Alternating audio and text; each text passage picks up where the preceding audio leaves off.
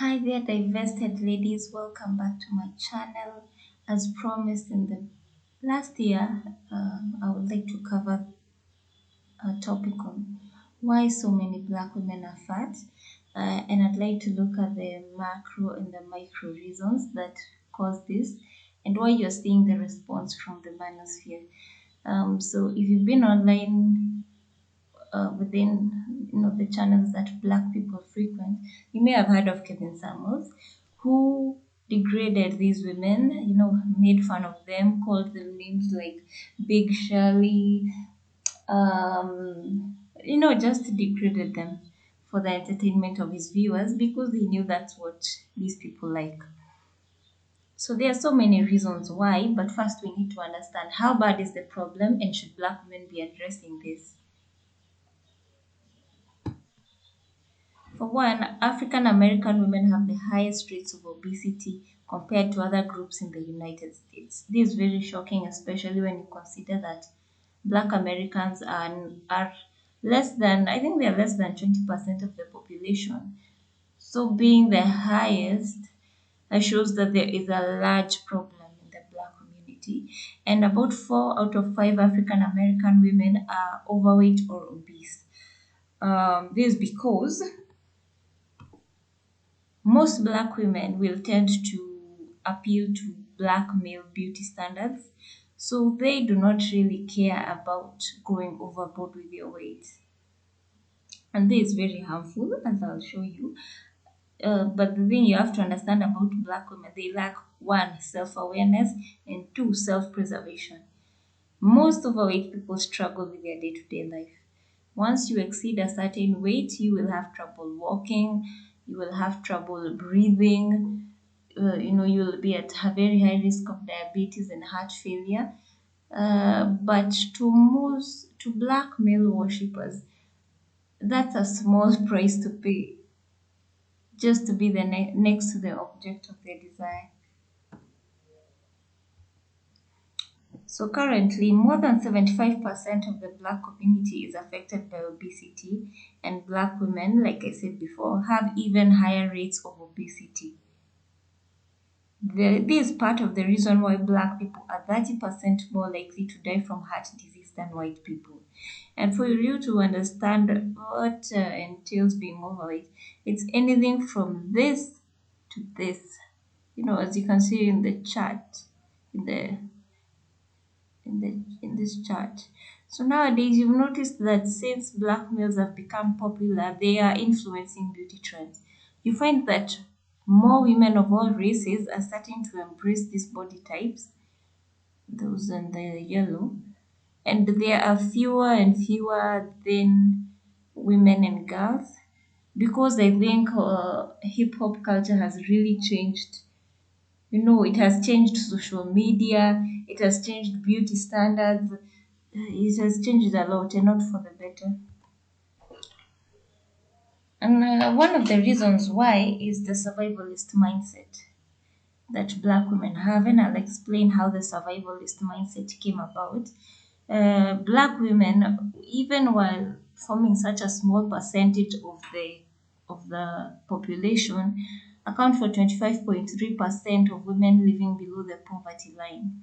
Compare this with white women at 10.7% and Asian at 11%, who form larger numbers in the population. See, this is a serious problem. So one of the reasons why these women, poverty and being overweight are correlated is because of something called cortisol. Cortisol is a hormone, it's essential in the body, but it's released when you're under stress, sending the body into fight or flight mode, and pauses regular bodily functions like metabolism to help you cope with the issue. But for black women, the kind of life that they live, where they're exposed to physical, sexual, emotional, verbal abuse on the daily by black males who have, black males are at the bottom of the totem pole. So the reason they take it out on black women is that black women are the only thing they can control. And so, thanks to all this stress that black males tend to create in black women, it This piling up of cortisol often leads to weight gain and increases the appetite. And it doesn't increase the appetite for healthy food, it increases cravings for sweet, fatty, and salty foods. This is even worse when you consider that America is an industrialized nation, meaning that consumer goods are so cheap.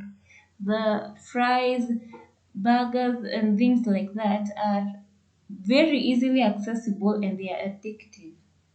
So imagine someone who is under stress being exposed to addictive foods that are unhealthy for them, and of course the problem will keep getting worse and worse. And that's why you find that more than 75% of black people are overweight. So one of the ways the doctors would advise you to deal with weight gain caused by stress is to practice mindfulness, meditation, and relaxation. But can you really do that around black males? Black males like to often provoke black women into anger or to just nag them. I know you've heard of nagging, where someone will intentionally try to, say things to hurt your self-esteem. This is very common amongst black males. They cannot stand to see anyone around them happy, much less a black woman, because black women, like I said, are the only things they can control. So they feel that they can easily take them down compared to someone like a white or an Asian woman. However, even despite the fact that like I said, despite the fact that most men who prefer larger women tend to be lower income, uh, you find that black males, as not despite, sorry for using that one, most of them will prefer them, and you find that black countries like Jamaica, black dominant countries, tend to have a preference for larger women. This has not changed for centuries because it's also the same beauty standard applied in, well, what should I say, in Africa and in Caribbean countries and anywhere where there are large amounts of no immigrants, black immigrants. So like I said about Africa. So this is where the problem started. This is where the whole black women are overweight problem started, and it has everything to do with black males' mentality and priorities. So, if you know anything about Mauritania, Mauritania is a country in somewhere near West Africa, Central West Africa, and it's a desert country. And one of the ethnic groups there are called the Moors. You know, the ones they claim they are related to the Hoteps. They are nomadic Muslims of Arabic and Berber stock who make up two-thirds of Mauritania's 3.1 million people. To the ancient Moors, a fat wife, much like fat livestock, was a symbol of a man's wealth, proof that he had enough riches to feed her generously while others perished in the drought-prone terrain. Okay, yes, if you know anything about those Mauritanians, they are not fully Arab. They are somehow mixed, and they do prefer larger women. And why? Because having a larger woman means that you have less work to do. Your wife is less at risk of dying in the desert. And you see, they compare the fat wives to fat livestock. They are property meant to help the man seem, help in performative manhood. Black males want to be seen as men, but they don't want to do any of the work. They want all the benefits that patriarchs are given in other communities, but they don't want to provide, they don't want to protect. So you find that they prefer larger women. However, it's even worse because while black males prefer larger women, they often go to lengths to limit the women's access to food. And this is very important when you consider why black women tend to have such an unhealthy relationship with food. So, taboos are very common across almost all human societies, but most of them are based off of hygiene and religious beliefs. Some foods have a risk of poisoning or contamination. That's why they do that. But within African culture, they are just silly, and they are meant to, divert resources from women and children towards again these useless blackmails. And one of the targets of these food taboos are pregnant women. Hmm. Food taboos often target pregnant women to prevent what is perceived as harmful effects of these foods on the newborn. This is a myth. While pregnant women do need to watch their diet, completely denying them certain foods puts the child at risk of malnutrition. So you are starting a child off who you've ever had people saying that some people start on fast days, some people start close to the finish line. Your child is starting behind the starting line. So they're already behind other children in other races. So these food taboos are common in Ethiopia, Gambia, Nigeria, Gabon, Democratic Republic of Congo, where pregnant women are usually forbidden from consuming the richest food sources of iron, carbohydrates, animal proteins, and micronutrients. And it's caused by a fear that the child may develop bad habits after birth or be born with diseases. Ha! Fear of delayed labor due to large babies, and the beliefs that certain foods stimulate continuous menstruation. I don't know if you've noticed, but a lot of black males have a problem with the menstruation. I think it's because menstruating women require you to be responsible as a man. You will now need water, you will now need to create systems where these women can keep themselves hygienic, and black males do not want to do that. It's also a very convenient way for them to punish women by claiming that periods are natural so that they can charge higher taxes on them. And black women, as you know, are already overrepresented in period poverty statistics, but I digress. So, like I said, food taboos have also been reported in Asia, like I said, because of, hygiene and other religious beliefs. And now the problem is that when these pregnant women are denied foods,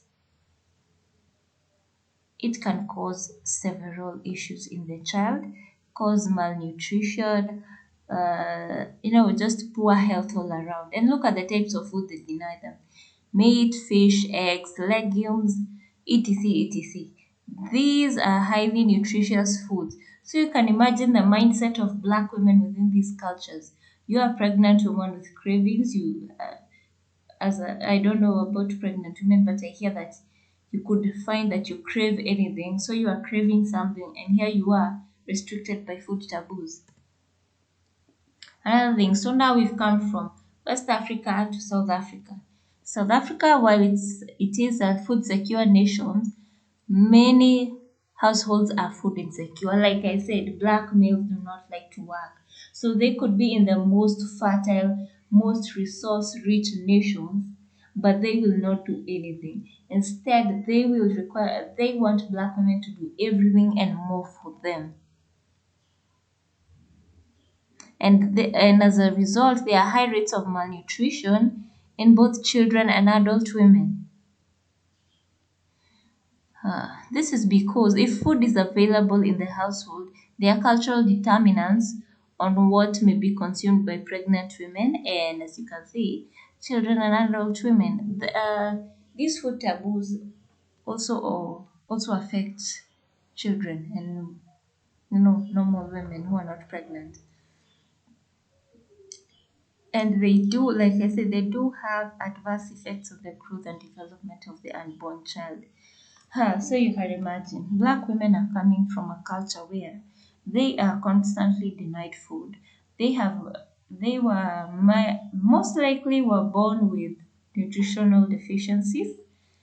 So you can imagine what happens when they are exposed to, those addictive and stimulating foods that are formulated to keep you addicted. Things like potato chips, burgers and fries, all these things are made by food scientists who want to make sure that whenever you want to go food shopping, you crave what they produce. So you can imagine coming from a culture like this where you face malnutrition daily despite the fact that you live in a fertile country, what's going to happen to you? Hmm. So you see, the most commonly avoided foods were meat, fish, potatoes, fruits, beans, eggs, butternut, and pumpkin, which are rich in essential micronutrients, protein, and carbohydrates. Ah, so you see, they deny them a large variety of foods. And the closer you live to African culture, the more of a reality this is. I've heard of women being denied, but it depends on whether your family still follows these African traditions and whether they are still influenced with wanting to, that nonsense about African unity.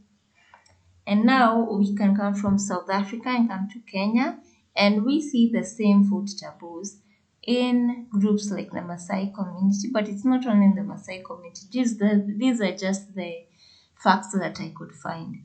Women are often restricted from eating things like cow's tongue or chicken gizzard. There's a documentary that proves that women eat the leftovers. I think I'll link it in the description box. It's quite long, but it's very eye-opening. Black males will literally deny children food for no reason other than they want to have it for themselves and they do not care what happens to anyone else, their own children. So here, this was a case study of a woman who is in a polygamous union with a 68-year-old retired police officer who earns a pension but doesn't tell his wife. Uh, the man in question collects a tip from his wives to buy cola nuts. For those of you who are not familiar, cola nuts are stimulants. I think they're like coffee. I don't know much about them. I'm not West African. They're something like coffee or something like that. So he has two wives who he collects tips from, and he also doesn't tell how much he earns in his pension. And often doles out small amounts of money for them to buy staples such as cornmeal.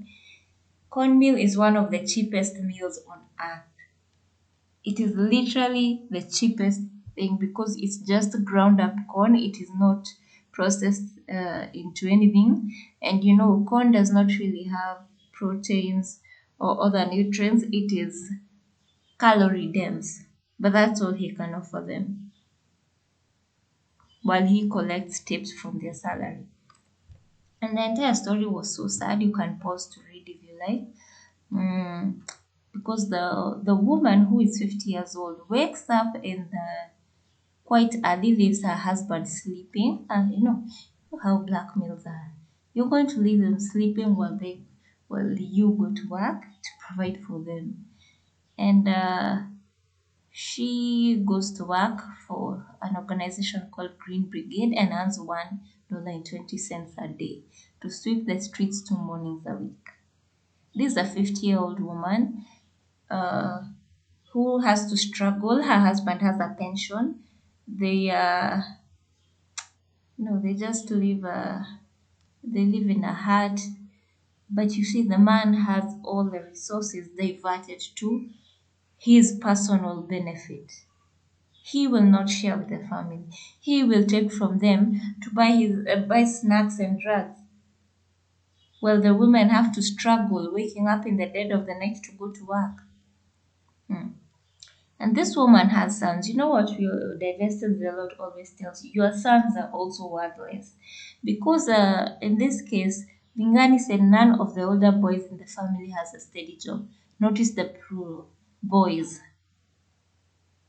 They spend their days doing odd jobs or playing soccer, and they spend the money on food or beer for themselves. While they can work, they will only work to benefit themselves. See what she says, a man can never sit at home. They are always out somewhere. They don't do anything, they don't help.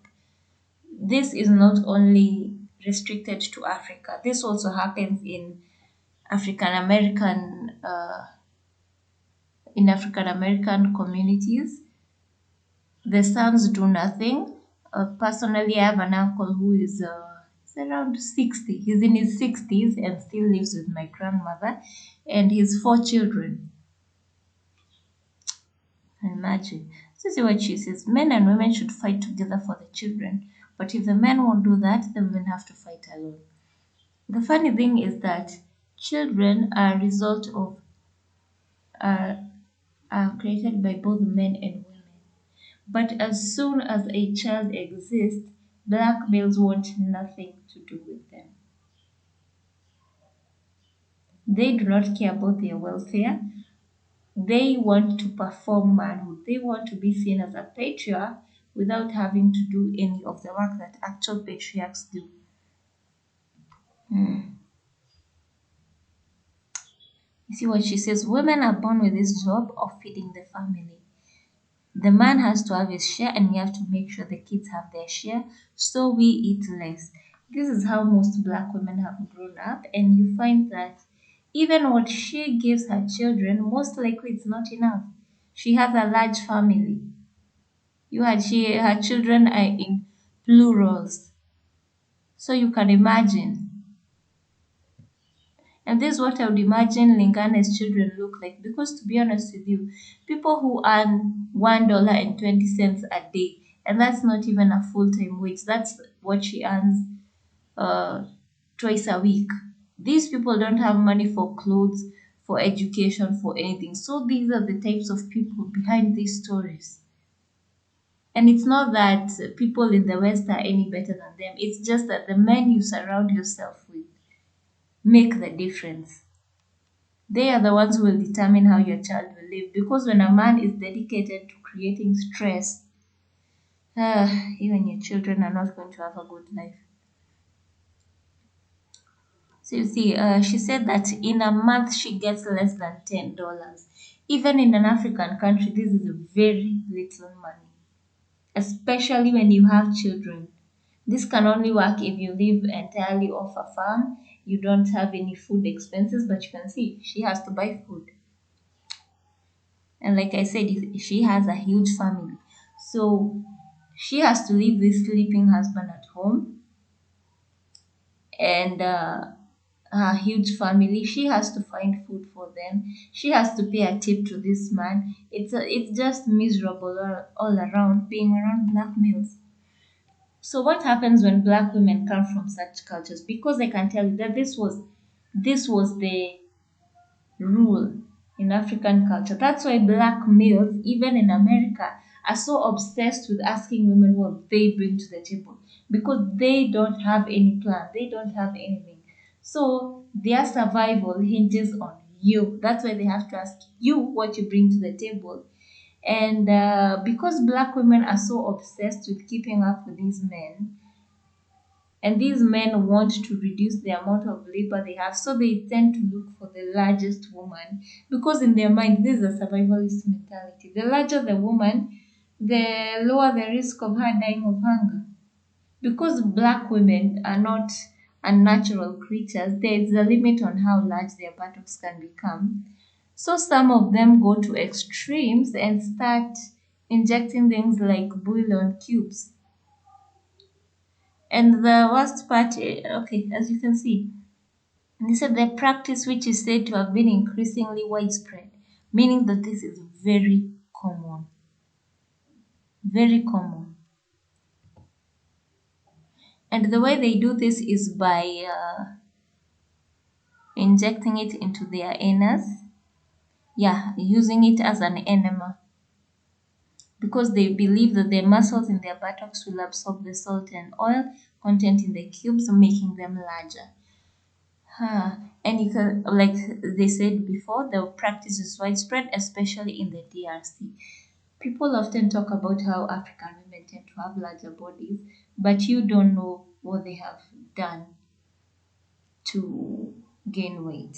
In my experience, I saw that farmers would tend to lock up their chicken feed because their daughters would often eat it. And why do you think women would eat chicken feed?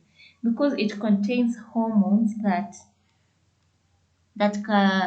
trigger weight gain. You know, just about as soon as the chickens are ready to hit the market, they need to hit a certain weight to guarantee farmers a higher income. So, chicken feed manufacturers will often put small amounts of growth hormones, and black women have discovered that, African women in particular. So, what do? They will eat chicken feed to gain weight. However, please understand that this is food for animals. It's formulated entirely differently. Also, you have to understand that companies who make chicken feed might not really care about the type of chemicals they're putting, because it's not like the clients will complain. No, chicken can't speak. So you can imagine the health effects of women who eat chicken feed to gain weight. And these are black women, especially African women, tend to go to extreme to increase their butts and their hips. Another is the whole use of birth control. I'm sure this is common across all cultures, whether you're African American or African.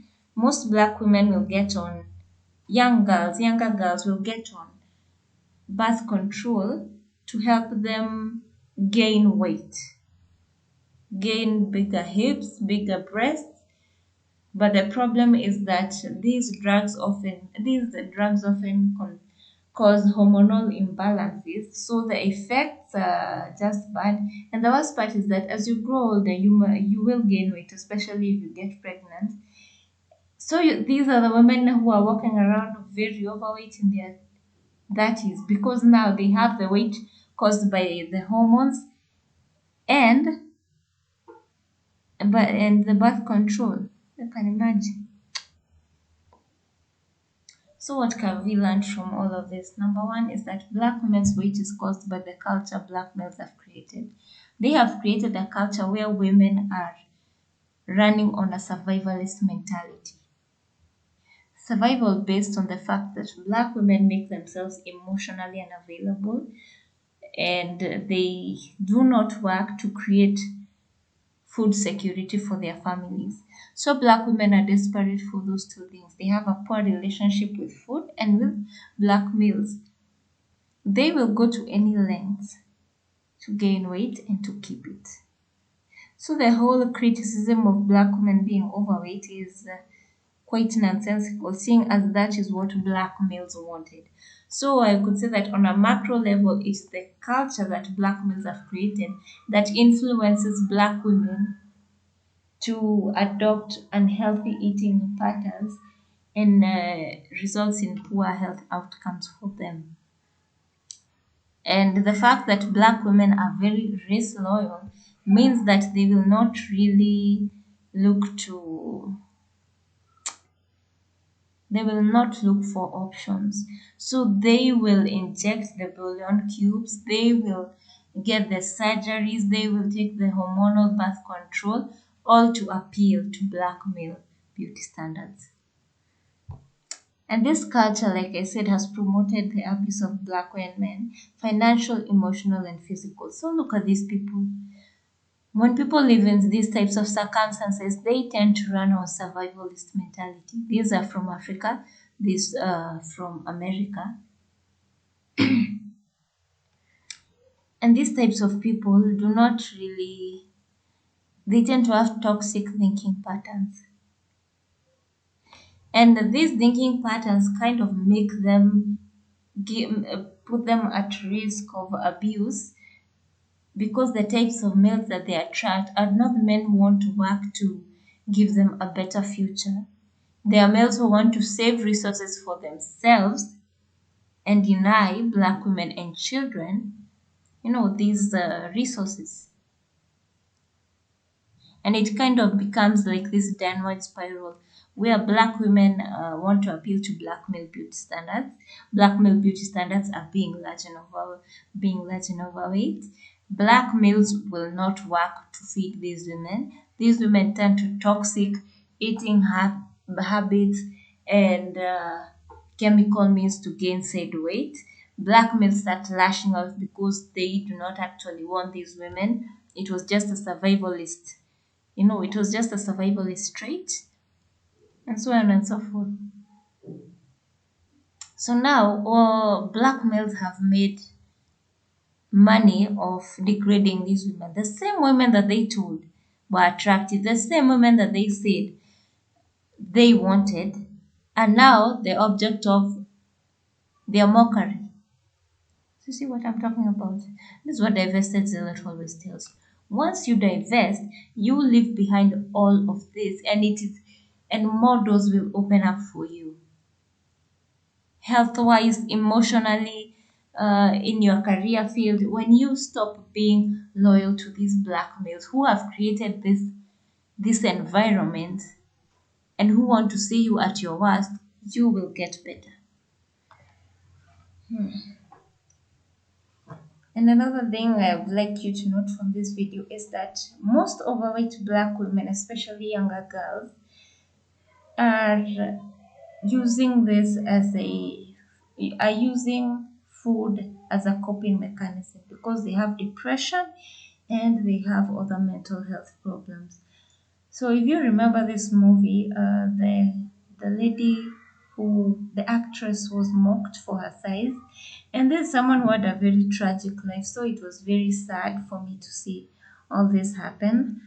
But what can you expect from black males? So in closing, I think we should provide black women with a bit of more grace to understand that the sexual, physical, emotional abuse that they have faced at the hands of black males puts them at risk of adopting these toxic coping mechanisms. However, we should also ask these women to, we should also ask these women to be, well, to make a change for themselves.